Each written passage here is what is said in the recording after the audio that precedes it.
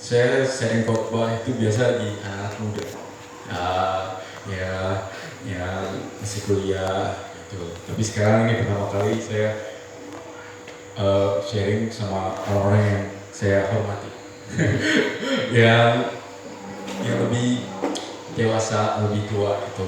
Dan saya sadar juga bahwa ini saya harus menggunakan kata-kata yang lebih formal, yang lebih sopan. Ya, biasanya kan pakai hey guys gitu, tapi mungkin lebih relax, lebih formal, uh, tapi santai aja.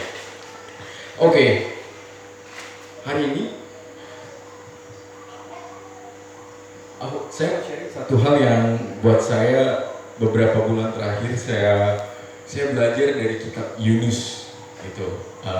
Mungkin kalau misalkan kita sebagai orang Kristen, kayaknya kita sering banget gitu dengar, atau mungkin dari kita masih kecil, kita ikut sekolah minggu, kita udah dengar, kita udah tahu cerita tentang Yunus, ya nggak?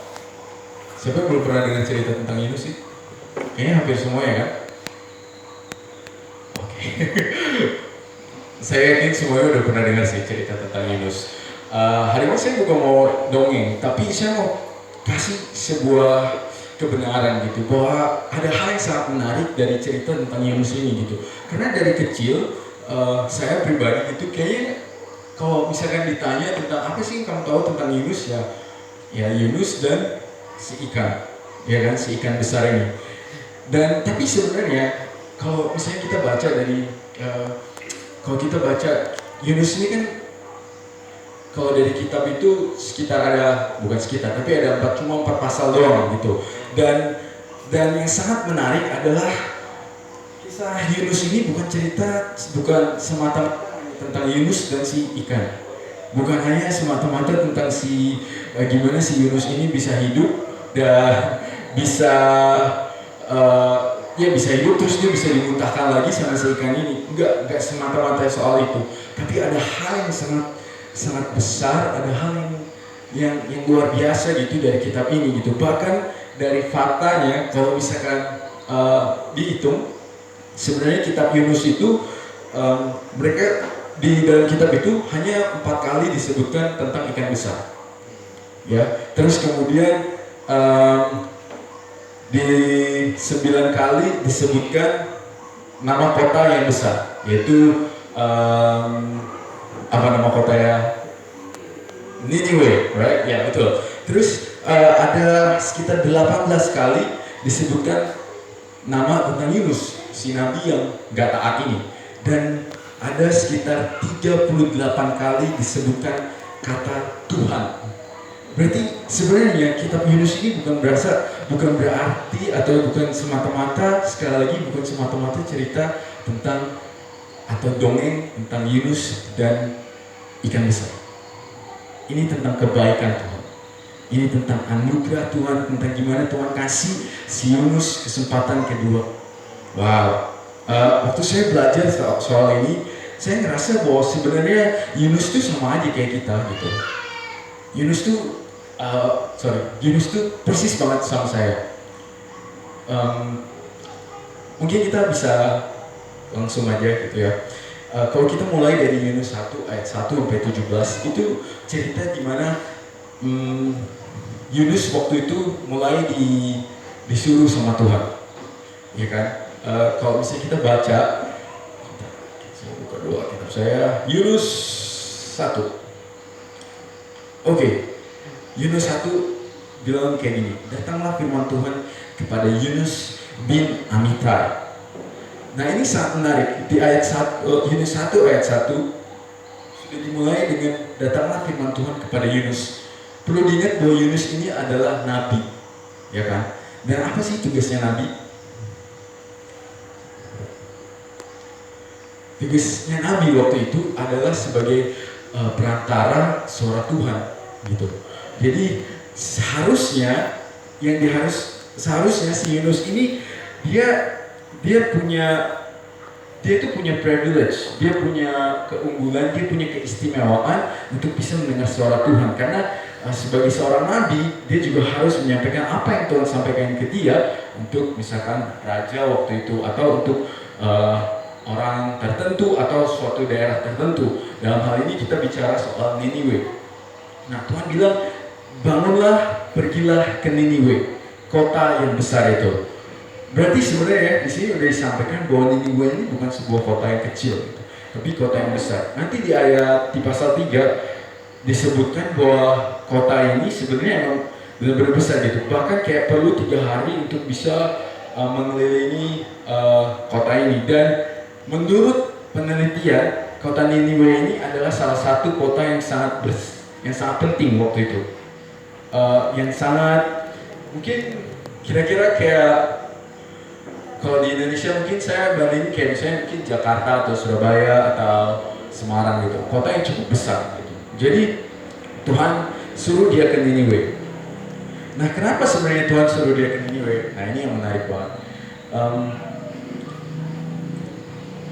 Tapi saya mau balik dulu, mau balik lagi dari awal. Nah, sebenarnya si Yunus ini siapa sih? Gitu. Yunus ini siapa? Ya, yang seperti saya bilang tadi, Yunus itu adalah seorang nabi. Nah, tapi kalau misalnya kita mau melihat dari arti dari Yunus ya, arti dari kata Yunus sendiri itu dalam bahasa Inggris artinya dove, atau dalam bahasa Indonesia itu artinya burung merpati. Nah, burung merpati biasa dilambangkan dengan apa? Apa, Bu? Apa? Kesetiaan. Oke. Atau juga bisa burung merpati itu biasa dilambangkan dengan kesucian. Kayak waktu Tuhan Yesus dibaptis, ada kuda, ada burung kan, yang ada burung merpati yang turun, dan itu simbol dari damai, simbol dari suci, simbol dari kudus. Nah, kemudian dikatakan bahwa Yunus itu adalah anak dari Amitai. Nah, Amitai ini sebenarnya artinya juga setia. Tuh, jadi kalau misalnya digabungkan, si Yunus bin Amitai ini adalah seorang yang harusnya penuh dengan damai, penuh dengan sukacita yang setia.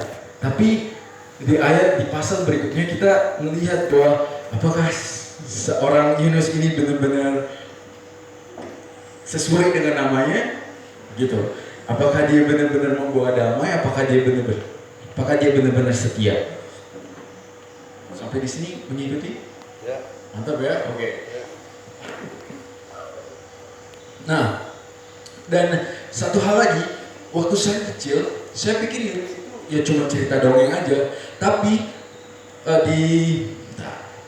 di Matius 12 ayat 40 dan di Lukas 11 ayat 32, di situ Tuhan Yesus nyebutin nama nama Yunus. Jadi Yunus ini bukan sekedar cerita dongeng aja, oke, tapi dia benar-benar orang yang real, gitu. Bahkan diperumpamakan waktu itu Yunus Yunus di perut ikan selama 3 hari, sama seperti dengan kebangkitan Yesus dari kubur selama 3 hari, gitu. Jadi sebenarnya sekali lagi Yunus bukan orang yang fiktif, oke? Dia adalah orang yang benar-benar ada, gitu. Jadi kalau misalnya mungkin anak-anak remaja di sini atau mungkin kayak kita masih kepikiran sama mungkin apa sih Yunus, gitu. Hari ini saya mau kita belajar bahwa Yunus itu orang yang benar-benar ada. Dia bukan cuma sekedar fiktif, bukan cuma sekedar tokoh yang dibuat di dalam Alkitab, tapi itu benar-benar ada. Nah, yang menarik kemudian adalah si Yunus, bangunlah, pergilah ke Niniwe, kota yang besar itu, berserulah terhadap mereka karena kejahatannya telah sampai kepadaku. Nah, saat itu Niniwe ini berada dalam kepemimpinan Yeroboam. Oke, sebentar, saya lihat dulu catatan saya. Ya, Yeroboam kedua. Nah, di bawah kekuasaan Yeroboam kedua itu, si kota ini digambarkan dengan orang-orangnya itu penuh dengan kejahatan, gitu. Makanya tuh mau si Yunus untuk pergi ke sana untuk bisa ngasih peringatan bahwa harus bertobat, gitu, bahwa harus ada pertobatan di kota Niniwe. Nah terus kemudian apa yang kemudian Yunus lakukan? Apakah dia pergi ke kota Niniwe? Enggak dong, ya kan? Dia pergi ke kota mana ya? Ke Sentul. Atau ke kota mana? Tarsis. Benar. Tapi sebelumnya dia pergi ke kota mana nih? Sebelum dia pergi ke kota Tarsis, dia pergi ke kota Yafo. Nah, di sana baru habis itu dia berangkat ke kota Tarsis. Waktu saya belajar tentang peta di mana Tarsis dan di mana Niniwe. Jadi ini ibaratnya ini Tarsis. Sorry. Jadi si Yunus itu ada di kota Niniwe. Di kota Yafo. Nah, si kota Tarsis itu sebenarnya ada di sebelah sini. Kota Niniwe itu deket banget dengan kota Yafo. Jadi sebenarnya kalau misalkan dia mau ke kota Niniwe itu sebenarnya secara jarak itu dekat banget gitu. Tapi kalau misalnya dia ke Tarsis itu dia harus nyebrang dan harus lama banget gitu. Yang jadi pertanyaan saya adalah kenapa si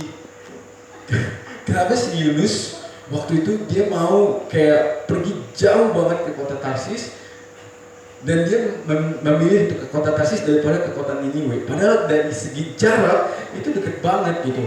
Bahkan kalau dilihat sebenarnya kota Niniwe itu bisa diakses dengan jalur darat.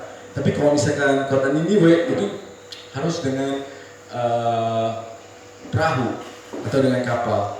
Nah, disitulah yang menjadi pertanyaan saya waktu itu adalah kenapa sebenarnya si Yunus ini yang merupakan seorang nabi. Saya percaya banget kalau seorang nabi berarti adalah orang yang dirapi, ya enggak? Ya enggak mungkin dong Tuhan pilih seorang yang sembarangan gitu untuk jadi nabi, enggak kan? Dia pasti pilih seseorang yang berkenan di hatinya, yang mau melayani. Tapi beda dengan Yunus waktu itu. Terus kemudian ia pergi ke Yafo dan mendapat di sana sebuah kapal yang akan berangkat ke Tarsis. Ia membayar biaya perjalanannya, lalu naik ke kapal itu untuk berlayar bersama-sama dengan mereka ke Tarsis jauh dari hadapan Tuhan. Wow. Dia lari dari hadapan Tuhan.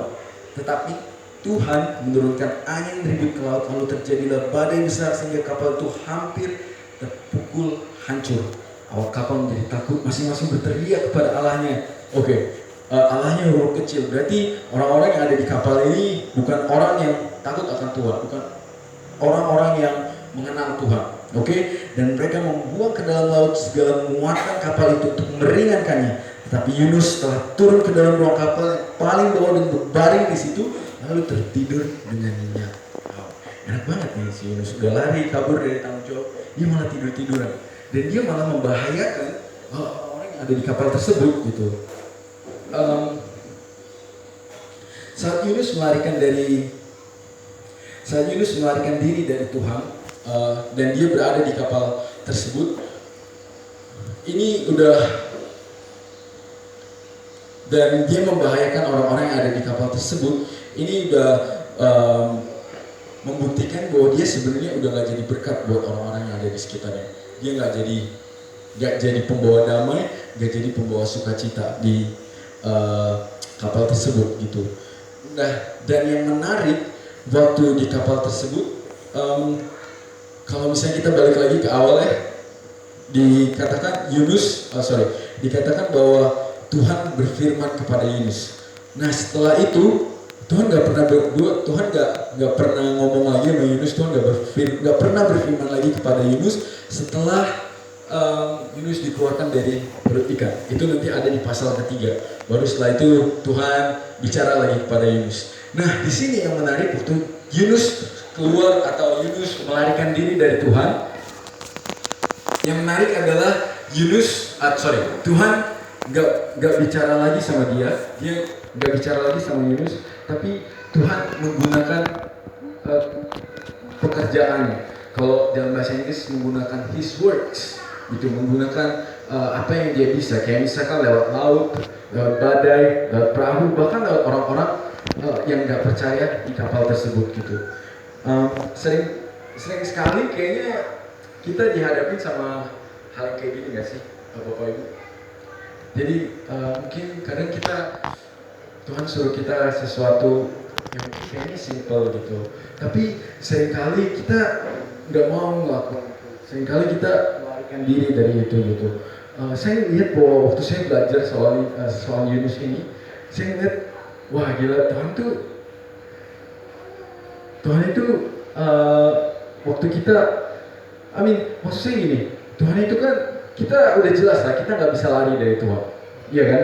Kita nggak akan bisa lari dari hadirat Tuhan. Tapi Yunus ini buat saya mirip banget sama saya itu. Karena saya sering banget gitu untuk bisa, saya nggak mau lah ngelakuin ini gitu. Padahal sebenarnya itu untuk kemuliaan Tuhan gitu.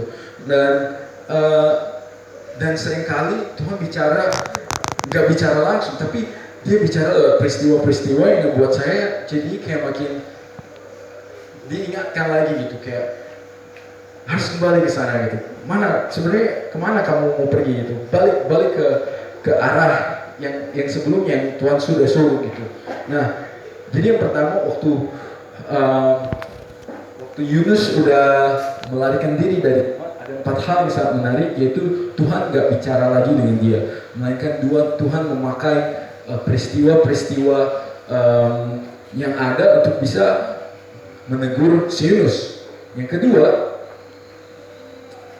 dia pakai orang-orang yang nggak percaya untuk bisa menegur Yunus. Kalau misalnya kita baca lagi di Yunus itu, datanglah nakoda mendapatkannya sambil berkata, bagaimana mungkin kau tidur begitu nyenyak?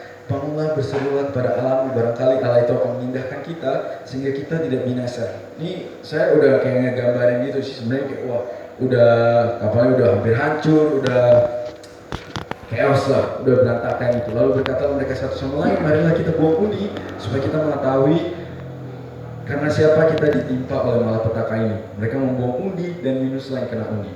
Berkatalah mereka kepadanya, beritahukan kepada kami karena siapa kita ditimpa oleh malapetaka ini.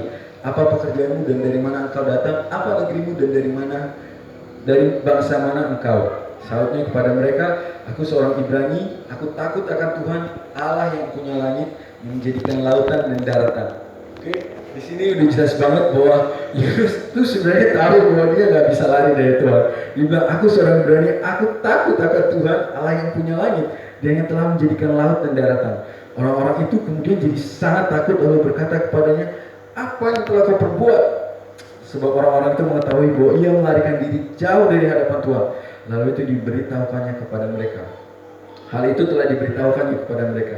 Bertanyalah mereka, apakah akan kami apakan engkau supaya laut menjadi reda dan tidak menyerang kami lagi? Sebab laut semakin bergelora. Sautnya kepada mereka, angkatlah aku, campakkanlah aku ke dalam laut, maka laut akan menjadi reda dan tidak menyerang kamu lagi.